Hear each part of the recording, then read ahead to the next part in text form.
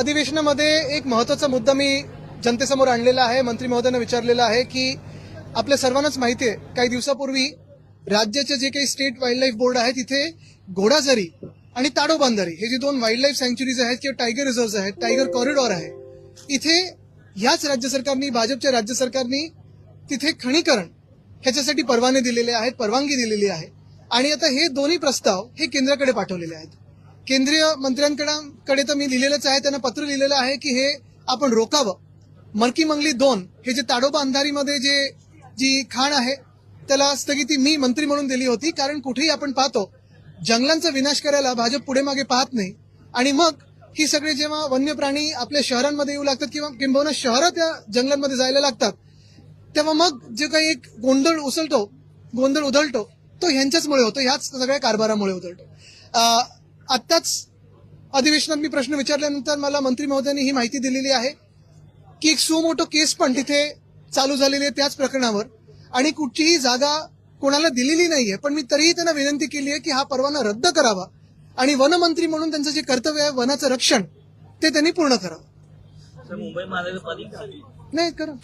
दुसरीकडे आपण जर मुंबईतलं वातावरण पाहायला गेलं तर प्रदूषण मोठ्या प्रमाणात वाढते आणि AQI जो आहे हा दिवसेंदिवस खालावत जातोय. त्याच्या बाबतीत काँग्रेसचे अनेक आमदार आंदोलनं करतायत, रोज मास्क लावून ते मुद्दे हातात घेत आहेत. मला वाटतं आता मास्क लावून उपयोग नाहीये. AQI कमी करायचं असेल तर राज्य सरकार असो किंवा मुंबई महानगरपालिका असो, त्यांच्यासमोर जे परदेशी VIP व्हिजिटर्स येतात त्यांचा मास्क लावून आलं पाहिजे. ते दिसले की बरोबर हे सगळं कन्स्ट्रक्शनवर बंदी आणतात आणि AQI सुधारतो.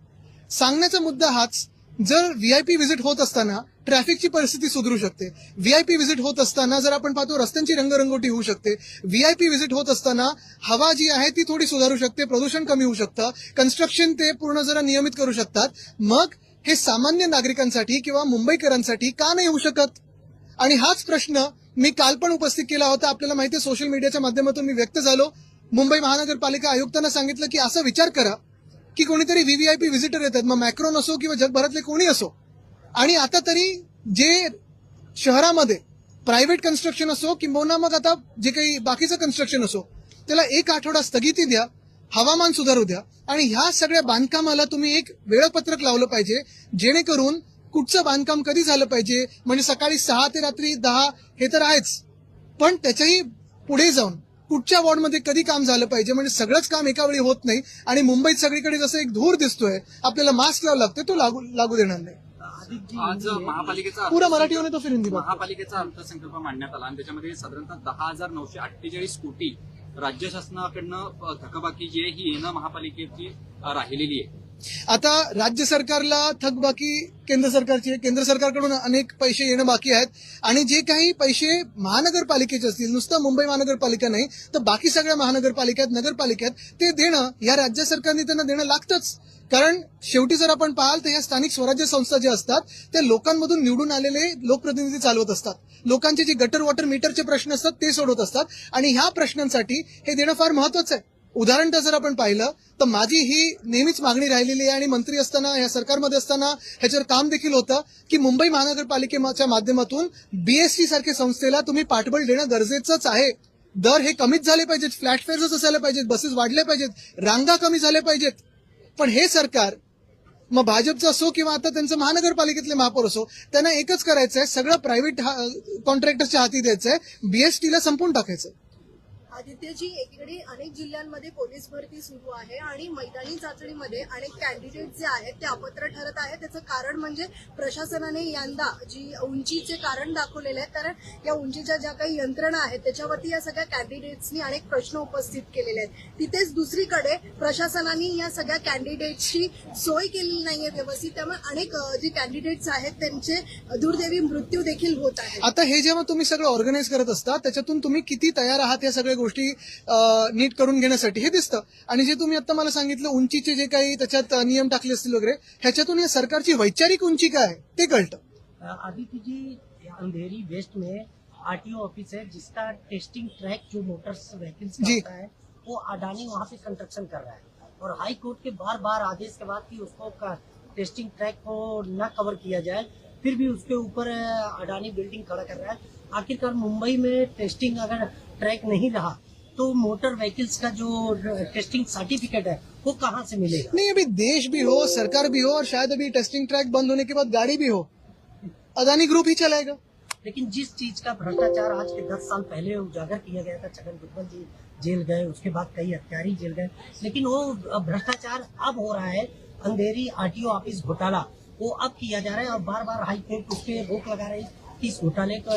देखिए, अगर एक नाम सबके सामने आता है, सरकार के सामने आता है, तो सर झुका के वो नमन करते हैं, कोई आगे पीछे सोचता नहीं है। मालेगांव की आपने देखते हैं, मालेगांव महापालिका में जो बिजली विभाग था, वहाँ पे कुछ जो मस्ती कर्मचारियों ने नमाज अदा की गई और उन पे कार्रवाई की मांग हो रही है, उन पे कार्रवाई की जाए, मांग कर रहे हैं।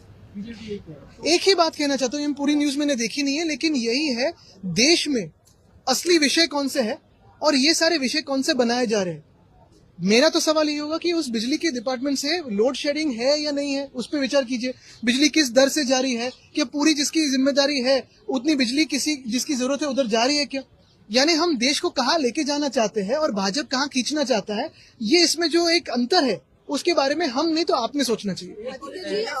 डीजीसीए ने कारवाई केलेली आहे VSR कंपनी। तुम्ही यांचा प्रश्न घेतला होता? मराठीत।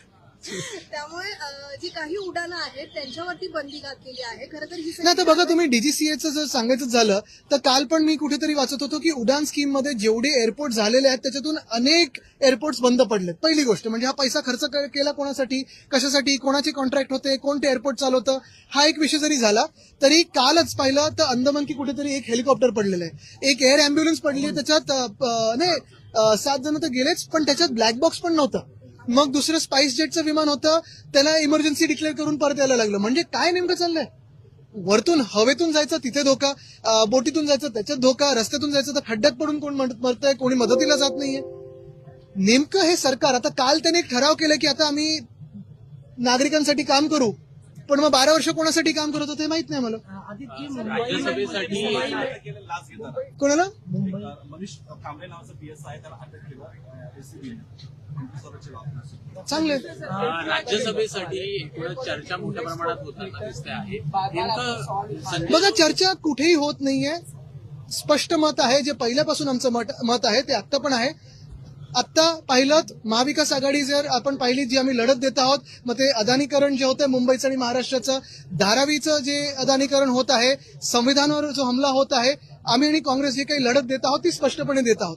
पण ह्याच्यात एक महत्वाचं आहे, जर आपण महाविकास आघाडीचं जर तथ्य पाळलं आणि पाहिलं तर त्याच्यात जास्तीत जास्त ज्यांना सीट्स आहेत त्यांना पहिलं टर्न आलं पाहिजे, तो आमचा आहे। परत मी तुम्हाला सांगतो, हे जरी असलं लॉजिकली तरी दुसरी गोष्ट म्हणजे संजय राऊत जी असतील किंवा प्रियंका चतुर्वेदी जी असतील, आमचे 2 खासदार म्हणून, मी याच्यात नावं म्हणून नाही पाहते, व्यक्ती म्हणून पाहत नाहीये, 2 खासदार म्हणून पण राज्यसभेत इंडिया आघाडीत बाकीचे कोण आहेत कोण नाहीत मला माहित नाही, कोण वॉकआउट करतं, कोण अदानी वगैरे, ह्या सगळ्या विषयावर पण आम्ही काँग्रेस बरोबर ठामपणे लढत आहोत। देशात तुम्ही पाहता इंडिया आघाडीत कोण कोण आहे आता तरी मला माहित नाही, पण शिवसेना उद्धव बाळासाहेब ठाकरे पक्ष म्हणून आम्ही लढत देत आहोत। आता प्रश्न हाच राहतो की ज्यांची जास्तीत जास्त संख्या आहे, ज्यांचा टर्न आहे आणि ज्यांचा आवाज तिथे बुलंद आहे राज्यसभेत, म्हणून आमचा क्लेम आहे आणि आमच्या पक्षाच्या आमदार जे आता मतदान करतात त्या ह्याच्यात त्या 20 जणांचं ठाम मत आहे की शिवसेना उद्धव बाळासाहेब ठाकरे पक्षाकडे ही सीट यावी। आम्ही ह्या सीटवर क्लेम केलेला आहे, दावा केलेला आहे आणि कुठेही त्याच्यात बदल झालेला नाहीये। शरद पवारांच्या संदर्भात जे बोललं जात आहे, नेमकं संजय राऊत पण बोलताना बोलतात की त्यांची इच्छा आहे। आणि बघा, तुम्हाला परत एकदा सांगतो, मी व्यक्ती म्हणून नाही, मी माझं पक्षाचं मत सांगतो। व्यक्ती म्हणून अर्थात आदर आहेच, पण पक्ष टू पक्ष विचार केला, जर आम्ही काँग्रेस असो मग राष्ट्रवादी असो हे सगळे जर पक्ष म्हणून विचार केले तर मी माझ्या पक्षाचं बोलणार आणि मी माझ्या पक्षाचं मत तिथे मांडत आहे, ते त्यांच्या पक्षाचं मत मांडत आहेत, काँग्रेसच्या पक्षाचं मत मांडत आहे। पण कुठेतरी मग या संदर्भात विधान परिषदेवर परिणाम होताना दिसत। दोन्ही निवडणुका संबंधित नाहीत, वेगळ्या वेगळ्या निवडणुका आहेत, नाही तर 2029 ची पण चर्चा करायला लागेल। मग आत्ताची होऊन गेलेली निवडणूक कोण कुठे लढलं, कसं लढलं, कोण कुठच्या गटात गेलं जिंकून आल्यानंतर, ह्याच्यावर पण चर्चा व्हायला लागेल।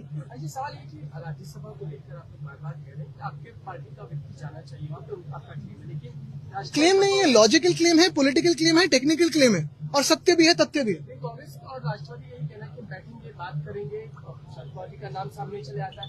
इंडिया अलायंस को लेकर देखिए, नाम मैं व्यक्ति में नहीं जा रहा हूं क्योंकि व्यक्ति कोई भी हो, हर एक के बारे में आदर है ही। वैसे कांग्रेस भी कोई बड़ी व्यक्ति का नाम ला सकता है, कोई भी ला सकता है। एक ही बात है, अगर एमवीए और इंडिया अलायंस पूरी आप देखें तो जो भी विषय में हम लड़ रहे हैं, फिर वो अदानीकरण जो हो रहा है, देश का हो रहा है, महाराष्ट्र का हो रहा है, मुंबई जो बेची जा रही है बीजेपी के हाथों से, ये सारे जो संविधान पे अन्याय हो रहा है, महाराष्ट्र पे अन्याय हो रहा है, उसके खिलाफ हम कंधों से कंधा लड़ाते हैं, कांग्रेस के साथ उधर साथ में रहते। आप अगर देखें, बात करें तो फिर आंकड़ों के हिसाब से जाओ या फिर जो भी एमबीए का ये होता है, प्रोसेस होता है, उससे हमारा ही दावा है। और 2020 में ऐसे ही हमने एनसीपी को एक बार तो की, हमारी सीट अदा की है, और तब फौजिया खान जी जीत के आई थी, लेकिन 2022 में हमारे नहीं आए थे। तो इस बार हमारा दावा है और हमारा दावा पक्का है। पक्का, अगर मगर में बात नहीं है, अभी हमारा दावा है। देखिए, मैं वापस कहता हूं कि अगर मगर की बात ही नहीं। धन्यवाद।